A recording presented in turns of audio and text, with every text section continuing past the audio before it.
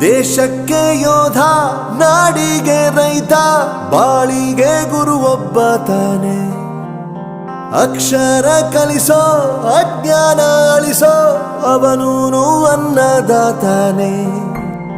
ತಪ್ಪು ಸರಿಯ ತಿದ್ದಿ ತಿಳಿ ಹೇಳಿ ಸಮಬುದ್ಧಿ ನಮ್ಮ ಚಿತ್ತ ಶುದ್ಧಿಯಾಗೋ ಹಾದಿ.